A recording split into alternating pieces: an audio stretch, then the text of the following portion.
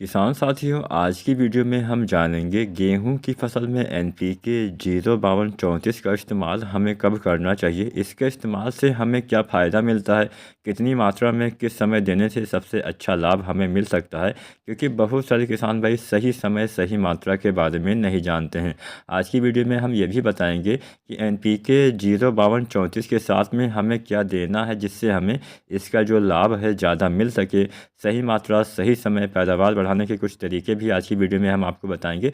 तो बहुत ही यूजफुल, बहुत ही अच्छी वीडियो आप सभी किसान भाइयों के लिए साबित होने वाली है, इसलिए पूरा वीडियो ज़रूर देखिएगा। अगर आप चाहते हैं गेहूं में अच्छी और ज़्यादा पैदावार मिल सके, अगर आप चाहते हैं गेहूं की जो बालियां हैं बालियां अच्छी आ सके, बालियों के अंदर दाने अच्छे आ सके, बालियां मोटी रहे, बालियां लंबी रहें, दाने अच्छे हमें मिल सके, जिससे हमारी पैदावार में बढ़ोतरी हो सके, हमें ज़्यादा पैदावार मिल सके। सभी किसान साथी यही चाहते हैं कि हमें हमारे फसलों में ज़्यादा पैदावार मिल सके। तो आज की वीडियो बहुत ही खास आप सभी के लिए होने वाली है। वीडियो को लाइक ज़रूर करना, बहुत मेहनत से वीडियो बनती है। इसके साथ साथ कोई भी सवाल या सुझाव हो नीचे कमेंट करिएगा।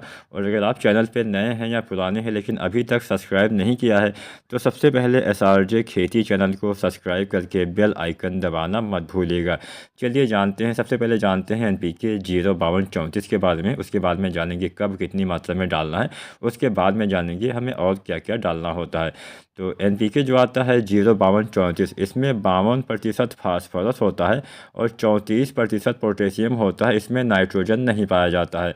अब इसका इस्तेमाल का जो सबसे अच्छा समय अगर हम जानें, तो किसान साथियों जब गेहूं की फसल में बालियां निकलने वाली होती हैं, तो बालियां निकलने से पहले वाली जो एक अवस्था होती है जिसको हम गोभ अवस्था भी बोलते हैं, बहुत सारे किसान भाई गबोड़ अवस्था भी बोलते हैं। आप ऐसे भी समझ सकते हैं जब आपकी गेहूं की जो तने होते हैं, तने थोड़ा सा मोटे होने लगे, थोड़ा सा गोल होने लगे, तब आपको इस एनपीके खाद का इस्तेमाल कर देना है। ये सबसे अच्छा समय है।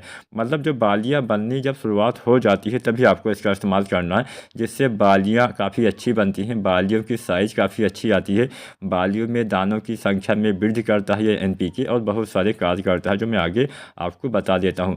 इसमें 52% जो फास्फोरस होता है, आप सभी को पता होगा या फिर ज़्यादातर किसान भाई यही जानते हैं कि फास्फोरस का मेन काम होता है जड़ों के विकास में हेल्प करना, ज़्यादा जड़ों को विकसित करना। लेकिन यहाँ पे जो फास्फोरस का काम होता है वो आपकी जो बालियाँ बनने वाली जो तरीका है, जो विधि है, जो प्रोसेस है, उसमें काफ़ी हेल्प करता है। मतलब बालियाँ बनने की प्रोसेस में जो भी तत्व आपके बालियों को चाहिए होते हैं वो काफ़ी जल्दी, मतलब एक ट्रांसपोर्ट का काम करता है, आपके बालियों तक सभी पोषक तत्वों को पहुँचाता है, जिससे आपकी बालियों का विकास अच्छे से हो पाता है। बालियों के अंदर दाने अच्छे से सही ढंग से सुडौल बन पाते हैं, दाने वजन आते हैं, अच्छे आते हैं, बालियाँ हेल्दी बनती हैं, बालियों की लंबाई और साइज़ भी बढ़ोतरी हो सकती है। तो आप इसका इस्तेमाल कर सकते हैं। इसमें किसान साथियों 34% पोटेशियम भी होता है। अब पोटेशियम का काम तो होता है ये फल फूल दाने के विकास में हेल्प करना, आपके तने को मजबूत करना, जिससे आपकी फसलें गिरे ना। कई बार ऐसा भी देखा गया है कि पोटेशियम यानी पोटास की कमी की वजह से भी आपकी फसलें गिर जाती है। तो पोटास की पूर्ति आपको अवश्य करनी चाहिए। वैसे आपको गेहूं में पोटास भी डालना होता है। अगर हम पोटास की ही थोड़ा बहुत बात कर लें, तो पोटास आपको 40 से 45 किलोग्राम अपने संपूर्ण गेहूं की फसल अवधि में देना होता है। कुछ किसान भाई बुआई के समय ही 40-45 केजी पोटास डाल देते हैं, कुछ किसान भाई 2 भागों में डालते हैं। तो मेरे हिसाब से 2 बार डालना बेहतर रहता है। पहली बार पोटास का इस्तेमाल बुआई के समय 20 किलोग्राम कर देना चाहिए, और दोबारा से दूसरे पानी के बाद 40-45 या 50 या 55 दिन के अंदर कर देना चाहिए। अच्छा लाभ मिलेगा, अच्छी बालियाँ, हेल्दी बालियाँ आती है। तो हमने पोटास के बारे में आपको बता दिया। तो पोटास भी आपको अवश्य डालना, अगर आप चाहते हैं अच्छा पैदावार मिले तो पोटास की पूर्ति किसान साथियों अवश्य करिएगा। पोटास का सीधा संबंध बालियाँ, दाने, फल फूल से होता है, जिससे आपके पौधे में ज़्यादा उत्पादन मिल सके। तो पोटेशियम से बहुत सारे फायदे होते हैं, आपकी फसल में रोग प्रतिरोधी क्षमता में विकास करता है। तो अगर हम ये एनपीके जो है इसमें 34% पोटेशियम होता है, जिससे अच्छा लाभ आपको मिल जाएगा। तो ये तो हो गया कि हमने समय भी जान लिया कब हमें डालना है, हम इससे क्या क्या फ़ायदा होता है भी हमने आपको बता दिया। अब एक चीज़ मैं आपको और बताते चलूँ, इसके इस्तेमाल का जो मतलब मात्रा, अगर हम जाने कितनी मात्रा में इसका प्रयोग करना है, कितनी डोज में हमें इसको डालना है, तो एनपीके जो आता है, चाहे जो भी एनपीके हो, 1 किलोग्राम से लेकर 1.5 किलोग्राम प्रति एकड़ की दर तक आपको यूज़ करना होता है। यानी 1 से 1.5 केजी मात्रा 1 एकड़ खेत के लिए किसान साथी पर्याप्त होती है। गबोड़ अवस्था में आपको यह एनपीके डालना चाहिए।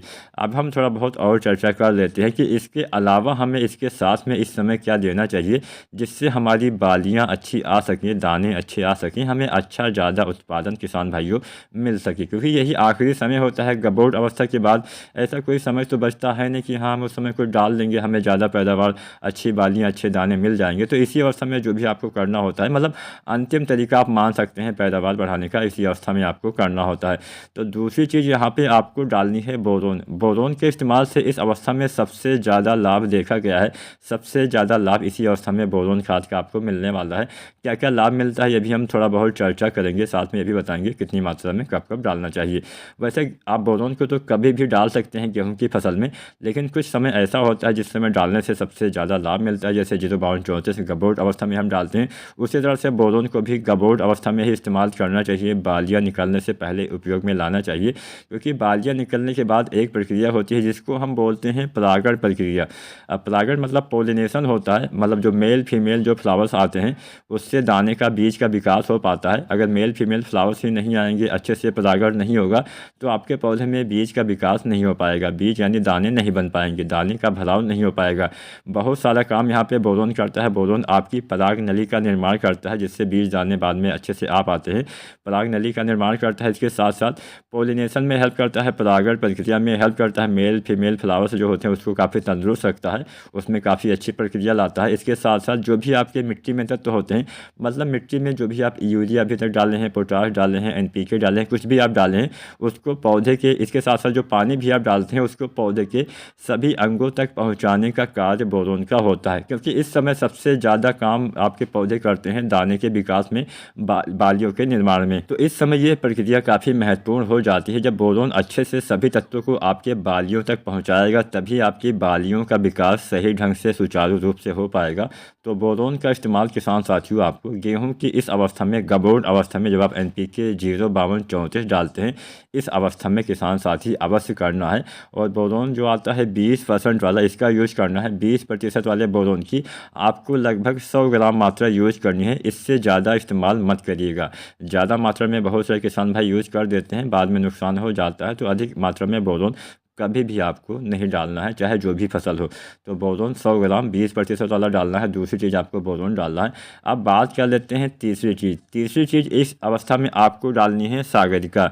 जो सागरिका आती है लिक्विड वाली, जो तरल रूप में आती है, जिसका हम छिड़काव करते हैं, खड़ी फसल में स्प्रे करते हैं, उसका इस्तेमाल इस अवस्था में करने से ज़्यादा लाभ मिलने वाला है। क्यों लाभ मिलेगा? सागरिका का मेन काम होता है आपके जड़ों के विकास में हेल्प करना, इसके साथ साथ भोजन बनाने वाली प्रक्रिया में हेल्प करना। प्रकाश संश्लेषण से पौधे अच्छे से भोजन बना पाते हैं, भोजन काफ़ी अच्छे से बनता है, काफ़ी तेज़ी से बनता है, जिससे बालियों के निर्माण में तेज़ी आती है। यहाँ पे हमें जो भी हम खाद आपको बताने वाले हैं, सबका सीधा सीधा संबंध या फिर कुछ ना कुछ संबंध बालियों के विकास से अवश्य है। तो यहाँ पे हमें सबसे ज़्यादा ध्यान बालियों के विकास पे ही देना है। सागरिका के इस्तेमाल से अच्छा लाभ निश्चित ही आपको इस अवस्था में देखने को मिलेगा। तो जो सागरिका लिक्विड आती है, फिर कोई भी अन्य जो ग्रोथ प्रमोटर आते हैं लिक्विड वाले, उसका इस्तेमाल आप इस अवस्था में कर सकते हैं। अगर आप सागरिका डालते हैं, ये कोई मैं प्रमोशनल वीडियो मेरी नहीं है जो मैं बार बार सागरिका का नाम देता हूँ, अगर आपको इससे अच्छा कोई मिलता है तो उसका भी किसान साथी इस्तेमाल कर सकते हैं। सागरिका लिक्विड की बात करें तो इसकी 250 से 500 ml मात्रा पर एकड़ की दर तक आपको यूज करना है गबोट अवस्था में। तो हमने 3 चीज़ें यहाँ पे आपको बताई, पहला 05234, दूसरा हमने बताया बोरोन, तीसरा हमने बताया सागरिका, इसका इस्तेमाल करना है। चौथी चीज़ यहाँ पे आपको और डालनी है। अब चौथी चीज़ का इस्तेमाल आपको तभी करना है, कई बार ऐसा भी देखा गया है कि जब हमारी फसलें गबोट अवस्था में जाती है, मतलब बालियाँ निकलने से पहले हमारी फसलों में पीलापन आ जाता है, मतलब नाइट्रोजन की कमी भी देखी गई है, क्योंकि 05234 में नाइट्रोजन नहीं पाया जाता है। तो इसलिए इस अवस्था में नाइट्रोजन की पूर्ति करने के लिए हमें क्या करना चाहिए? इस अवस्था में नाइट्रोजन की पूर्ति करने के लिए आपको मिट्टी में कुछ भी नहीं डालना है, आपको सीधा सीधा छिड़काव यानी स्प्रे कर देना है। तो यहाँ पे जो यूरिया आती है दानेदार वाली, उसी का आपको छिड़काव यानी स्प्रे कर देना है। तो दानेदार यूरिया 1 से लेकर 2 किलोग्राम पर एकड़ की दर तक आपको छिड़काव करना है, स्प्रे करना है, जिससे नाइट्रोजन की भी पूर्ति किसान साथियों होने वाली है। तो यहाँ पे हमने 4 चीज़ें बताई, सभी का अलग अलग घोल बना के आपको छिड़काव करना है, इकट्ठा घोल नहीं बनाना है, सभी को अलग अलग रखना है। उसके बाद में एक साथ मिक्स करके जब आप टंकी में पानी मिलाते हैं उसी समय डाल के आसानी से आप उपयोग कर सकते हैं। अच्छा लाभ मिलेगा, अच्छी बालियाँ आएंगी, हेल्दी बालियाँ आएंगी, अच्छा उत्पादन निश्चित ही किसान साथियों आपको मिलने वाला है। बस 1-2 सावधानी आपको यही बरतनी है कि सभी को एक साथ नहीं मिलाना है। यूरिया खाद का स्प्रे आपको तभी करना है जब गबोट अवस्था में पीलापन हो, नाइट्रोजन की कमी हो, अन्यथा यूरिया मत डालिएगा। बाकी 3 चीज़ें NPK 05234, इसके साथ में बोरोन, साथ में सागरिका लिक्विड आप डाल सकते हैं अलग अलग घोल बना के।